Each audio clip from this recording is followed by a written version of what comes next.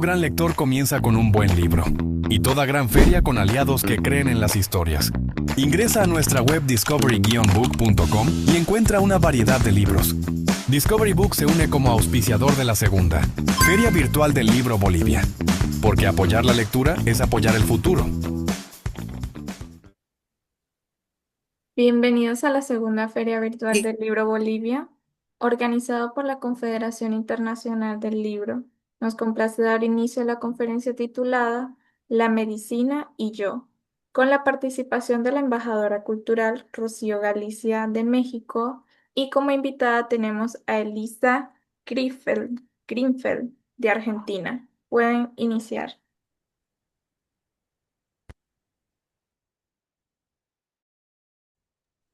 Gracias, Yanitzia. Buenos días, buenas tardes o buenas noches, donde quiera que nos vean. Bueno, estamos en esta hermosa segunda feria del libro Bolivia, y agradecemos a Alan Morales y a César Salvatierra, que son los organizadores de estos bellos programas. Hay una fotografía de la biblioteca de Pablo Neruda en Isla Negra, su casa de Isla Negra, y ahí muestro, este es uno de mis libros que doné a esa biblioteca. Todos los demás fueron de cada poeta que asistió a él, y también donaron cada uno de sus libros. Fue maravilloso estar en la casa de un gran poeta. Y hoy para mí es un orgullo estar presentando a mi querida amiga, la doctora Elisa Greenfeld de Argentina. Fíjense, 58 años como doctora. Así que cuánta experiencia, cuántas anécdotas, cuántas cosas nos va a platicar el día de hoy. Y sin más ni más, pase. Adelante, Elisa. Bueno, ¿qué tal? Buenas tardes, fue un placer poder estar acá, compartir con todos, hermoso, y ahora por México, que es la gran amiga de Rocío Galicia, y a todos los que han sido posible que pudiera estar este día en este lugar y poder con ustedes algo tan lindo que me ha llevado durante tantos años de mi vida, o sea, la vocación por la medicina, mi medicina y yo. Dejar de comenzar sin hablar de lo que es la fidelidad profesional.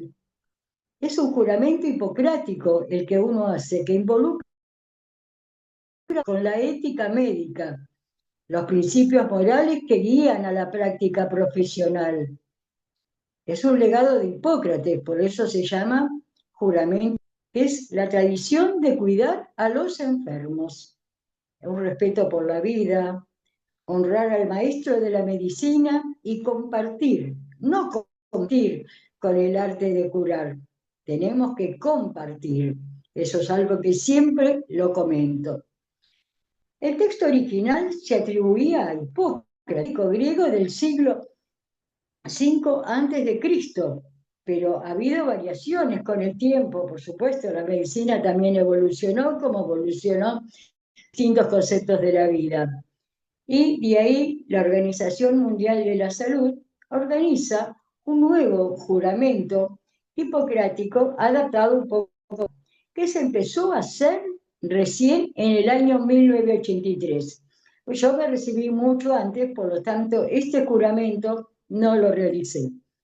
Tiene los términos que uno fue utilizando cuando jura en el momento que va a recibir su diploma, siendo ya profesionalmente con todos los requisitos para poder recibir este diploma. Fue muy emocionante, por supuesto, cuando un 20 de agosto en la Universidad de Buenos Aires, la Universidad Nacional, en el gran salón magistral, el gran aula, donde los amigos de mi grupo y de distintos hospitales nos reunimos para recibir el diploma en el año 1971. Bueno, les cuento de que es uno de mis comienzos, pero que yo aprendí siendo estudiante de medicina cuando la última vez de algo terminar de ser médica. Pero estás dispuesto a ayudar, a ser optimista, a poner el corazón y la mente a todo. Aprendí cada día de mi vida.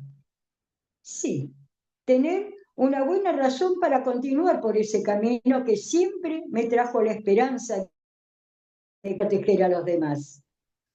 No existe mejor alegría que ver la misión cumplida. Tenemos buenos recuerdos, ese apretón de manos, esos besos, para dar la fuerza necesaria para pronto recuperar la salud y bienestar necesarios para sentir la alegría, el placer de verlos a cada día mejor. Ese dar afecto, amor, es lo que fui durante estos años dando y ejercí ahora el nuevo camino que me llevó luego de jubilar a la poesía y la literatura. Realmente estoy muy contenta también de poder haber continuado con alguna actividad. Estoy segura que la medicina nunca me abandonará. Mis huellas han ido dejando. Es como el oxígeno me regala. Y voy respirando esa fragancia especial. Y yo pensé, tantos años transcurrieron y siempre pensé y siempre con la misma mirada, sin detenerme. Ahí fue cuando tuve que decidir la hora de retirarme. Pero ¿me serviría de algo? No. Siempre sigo pensando en los momentos de alegría compartidos, un pendiente, aunque ya el pasado se esconde. Pero siempre digo que si tendría que volver a estudiar, ¿qué haría? Volvería a ser estudiante de medicina y ser médica. Contemplar siempre el vida corresponder sobre Hipócrates cuando decidí curar y recibir el diploma con tanta emoción, no saben lo que es ese momento tan especial, que el decano de la Facultad de Medicina, que había sido mi padrino durante toda mi carrera, me entregue él y me brazo tan afectuoso de poder empezar a comenzar con esta hermosa carrera, de la cual todavía sigo teniendo mucho amor.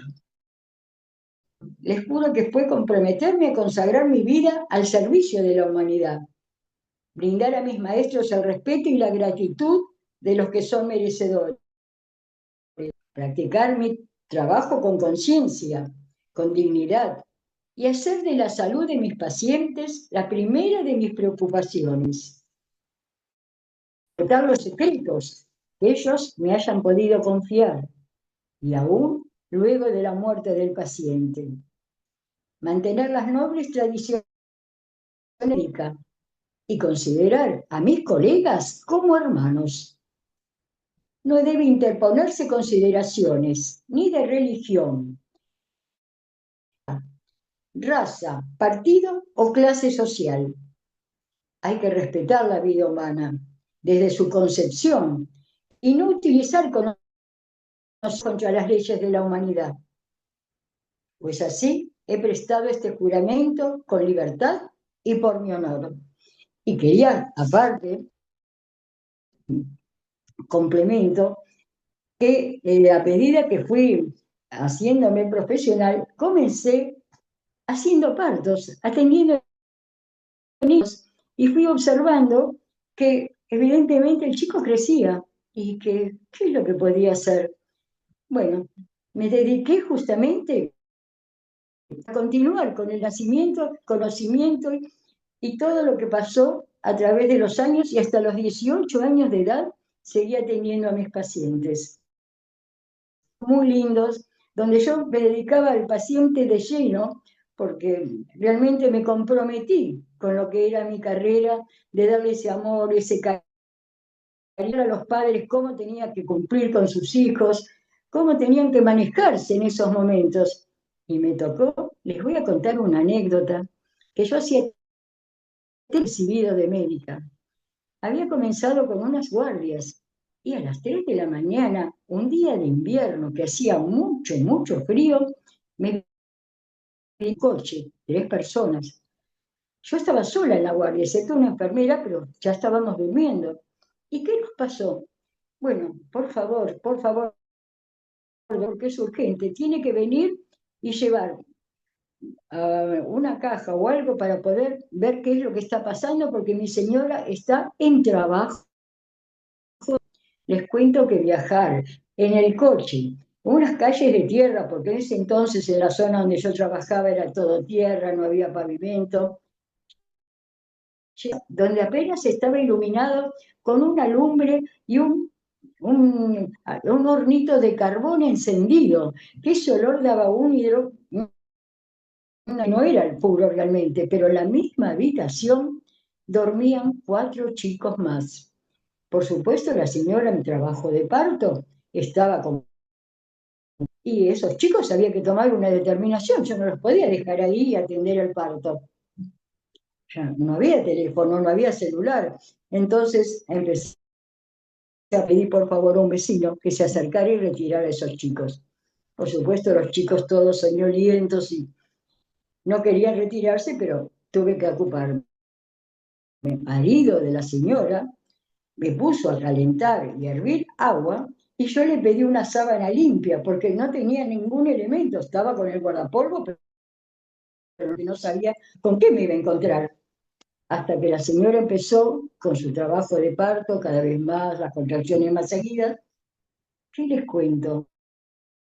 Por favor, una caja, una tijera, porque se venía el chico y había que cortar ese cordón umbilical. ¿Qué les cuento? Bueno, fue hermoso ver nacer ese chico, tan sano, tan bien, con ese llanto, que yo a veces digo, no sé si es un llanto o un canto a la vida, pero el chico nació y llamamos pudimos hablar y conectarnos con la ambulancia del hospital de Morón, yo en ese entonces trabajaba allá, y así pudieron a la mamá y al hijo, que por suerte durante mucho tiempo pues siguió siendo paciente mío. Eso es una de las anécdotas que tengo para contar. Les Qué cuento que bella, qué bella. a partir de eso mi trabajo fue entrar en las villas miserias. Las villas miserias eran zonas de muy pobres que no podían acercarse a veces hasta el hospital. Entonces, con una gran amiga mía, psicóloga, que ahora ejerce muchos años, íbamos juntas y nos acordábamos hace unos meses atrás, cuando recién recibidas las dos, íbamos y nos daban la iglesia de la Villa Miseria para ir a revisar a esos niños que no podían tener el control médico como correspondía por la distancia para poder acercarse. Y bueno, vacunas, empecé a encontrar casos realmente que necesitaban atención médica mucho más importante. Me encargaba de que se pudiera ser trasladado a los centros servicio médico. Por supuesto, algunos los pude solucionar dentro de su domicilio, pero otros no. Y así fue pasando. Y ya les digo, cuando empecé a dedicarme a la pediatría, los mismos médicos me decían, usted tiene pasta de ser médica, ¿por qué no se va a un hospital? Ahí es donde va realmente a presentar sus conocimientos. Bueno, ahí fue donde empecé a trabajar con chicos, a ser pediatra. En el año 71, o sea, después de 4 años de recibida, empecé a hacer un curso especial y me dedicaba a atender, no les digo nada más ni nada menos que a veces hasta 100 chicos por día en una guardia de hospital, día y noche trabajando casi sin dormir. Bueno, un tiempo hasta que mis hijos nacieron, me casé, mis hijos nacieron y decidí que por un tiempo iba a dejar el hospital porque mis hijos necesitaban de su madre. Así pasaron los años, pero igual no dejé de atender mi consultorio privado. Una tarde, mi consultorio repleto de gente, intención porque hacían cola en la escalera para poder ser atendidos. Una señora me trae al nene, pero resulta que esta señora estaba y empezó con contracciones, con trabajo de parto en la sala de espera. Ay, chicos, no saben lo que fue ese momento. Yo vivía en pleno centro de la ciudad y tenía que llamar a la ambulancia. Por supuesto que el teléfono corría para que la ambulancia venga. Pero la señora seguía con su trabajo de parto y yo, la señora que estaba cuidando a mis hijos en ese momento, se puso a hervir una olla con agua, pedí socorro a un vecino que estaba ahí en el edificaba, para que me venga a ayudar, que también era médico. Entre los dos hicimos el trabajo de parto. La ambulancia llegó, pero cuando ya estaba todo se metió contramano, sonando trin, trin, trin, trin, trin, hasta que pudieron subir la escalera y llevarse a la señora. Bueno, ese niño se llamaba Mauricio, que mío también durante muchos años. Son pequeñas anécdotas que uno recuerda porque son recuerdos de muchas épocas anteriores.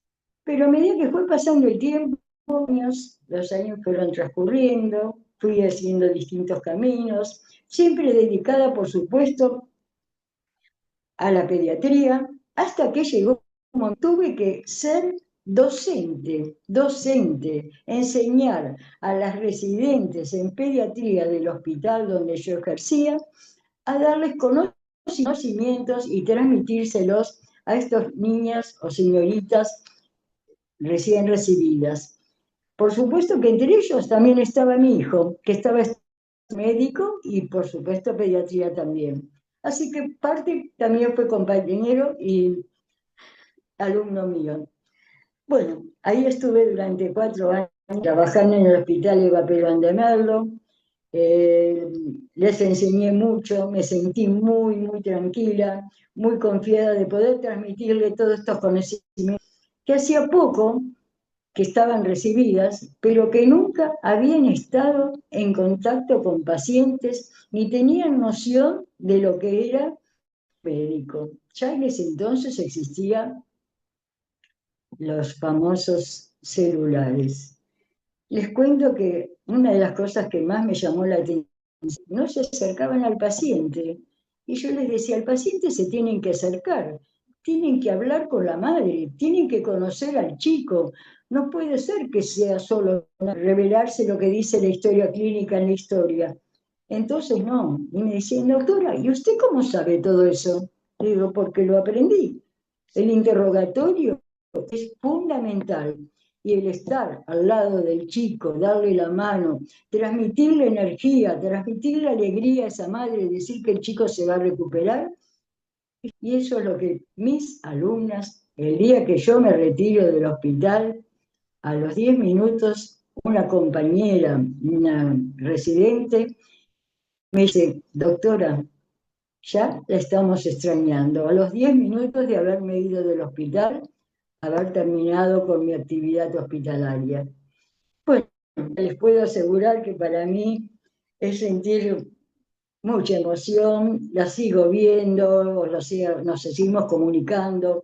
Yo hace muchos años ya que cuando decidí jubilarme, les digo que me costó muchísimo, muchísimo pensar que decían que tenía que entregar el carnet y que yo ya no podía tener.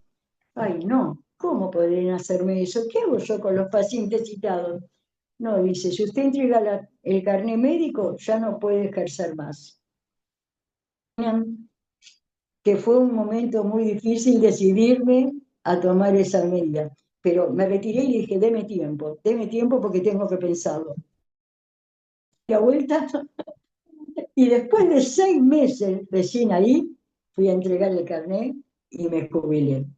Bueno, dentro de todo, como estamos en la que 3 alumnas mías eran de Bolivia y que venían justamente de La Paz a perfeccionarse al Hospital Eva Perón de Merlo de pediatría. Y tuve el placer de poder estar con ellas y tener todavía ciertas conexiones, sobre todo en la época de cumpleaños y saber qué es lo que están. Algunas se volvieron a Bolivia, pero otra quedó acá y está trabajando como pediatra, muy reconocida en el Hospital de Niños de acá de la Buenos Aires. Así que bueno, son pequeños detalles que uno fue dejando. Y aparte, si algunos pacientes míos, viendo cómo yo trabajaba, se dedicaron a estudiar medicina. ¿Qué mejor ejemplo que poder dejar eso a los pacientes? Realmente Los, es un placer muy grande, realmente poder haber permitido y que ellos hayan conocido quién era yo. Bueno, eso es lo que tengo para conversar. Si quieres hacerme alguna pregunta, yo voy a estar eh, dispuesta a contestarte. yo soy como muy inquieta. Bueno, soy licenciada, me gusta investigar y todo eso. Una vez, yo casi no me enfermo, pero cuando me enfermo ya es operación. Entonces, el que me hizo un anestesiólogo, la raquia le llaman, muy tierno, así me decía, Linda, a ver, volteate para acá, Linda, te va a doler y no sé qué. Ya, me puso la anestesia. Y guapísimo el doctor, guapísimo. Y después lo volví a ver así en la vida real, no en los hospitales. Y nos hicimos amigos, fuimos a tomar un café. Y yo siempre inquieta por investigar alguna anécdota rara, extraña que te haya pasado como doctor. Y dice, es un secreto, no, en México, que cuando ya estaba ya a punto de titularse como médico, que estaban en el hospital y que entonces les dijeron, mañana se traen sus tortas, las guardan en sus lockers y y así lo hicieron ellos, daron sus tortas en el locker y que a la hora les dijo el doctor, vamos a comer todos juntos a esta hora, saquen sus tortas. Todos estaban así en la mesa y comiéndose sus tortas, dime a todo dar, pero que él era muy desconfiado. Aunque él había preparado su torta, era desconfiado y abrió la torta y vio ahí un dedito Ay, como de bebé, un dedito, pero la olió, dice, olía a vinagre. Y muchos se lo comieron, o sea, se comieron carne humana. Y el doctor le decía, ¿por qué no se comió su torta, doctor? Y dice, no tengo hambre, cómasela. No, lo siento, ¿no? Dice, pues si no se la come, va a reprobar. Dice, este es el examen de hoy, esta es la calificación que les vamos a dar todos aquellos que se comieron y saborearon su torta. Pues se acabaron toda la torta y él no. Y que ya que les dice el doctor, pues que habían comido carne humana. Se no. la sintieron porque era carne muy suavecita y además estaba a la vinagreta. Así que, fíjate, eso es lo que me contó, dice, esa fue una prueba, dice que nos hizo el doctor, no sé si era travesura o si es verdad esos exámenes de hacerlo. Ana. A ver, ¿qué nos puedes platicar? Qué barbaridad, pobrecito, qué momento. Bueno, la verdad, no No, tú quisiera estar nunca en te ese momento. enteras esa anécdota. Otra anécdota fue del famoso aquí mexicano poeta Manuel Acuña, que él estudiaba también medicina, y le dieron pues le dan una parte del cuerpo a que lo tiene que hervir y limpiarlo y dejar el puro esqueleto. Tocó pues un cráneo y quedó tan limpio, tan hermoso,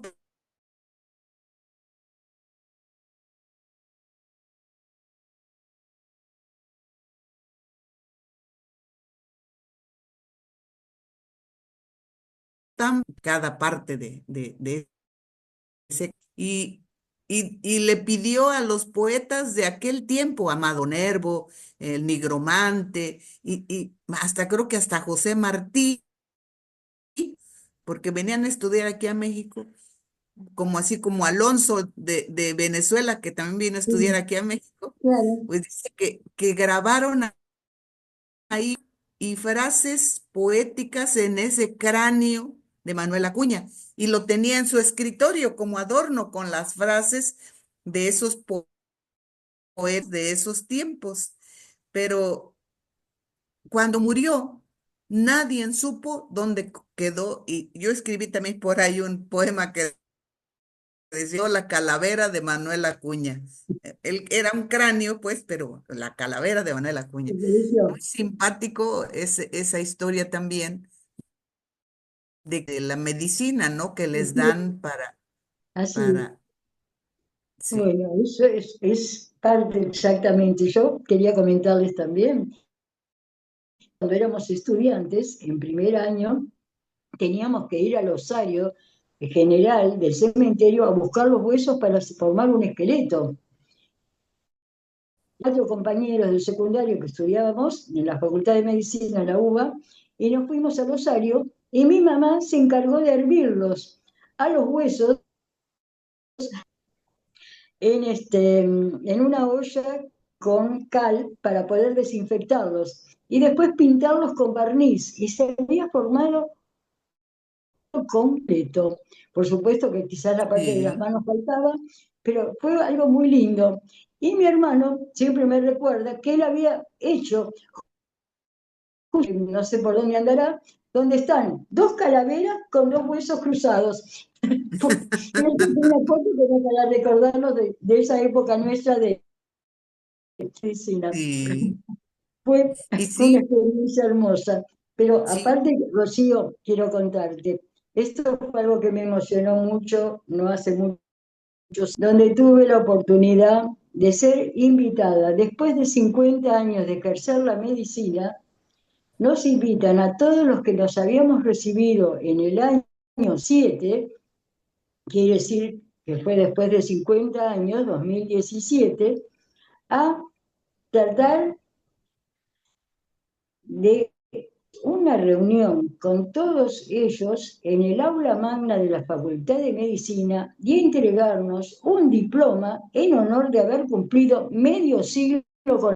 Y la casualidad que fue el mismo día, 20 de agosto, no en el mismo año, donde me entregó el otro decano, el nuevo que ya estaba, bien, el diploma en ese momento. Un momento muy emocionante, donde pude participar con mis compañeros, con mis hijos y mis nietos, ese momento. Nos hizo cerrar los ojos y pensar qué había pasado 50 años atrás y qué podíamos recordar nosotros de todo nuestro camino. Lindo, un espectáculo hermoso, el aula lleno de gente, porque el aula magna es hermoso, y tocaron el piano, vinieron del Teatro Colón. Bueno, realmente fue una emoción muy linda. Así que esa es otra de las cosas para terminar y completar parte de mi camino por la medicina. qué Gracias, belleza, Rocío. y verla, mira ya tantos años y está enterita, bella, hermosa, mi doctora Elisa Greenfield.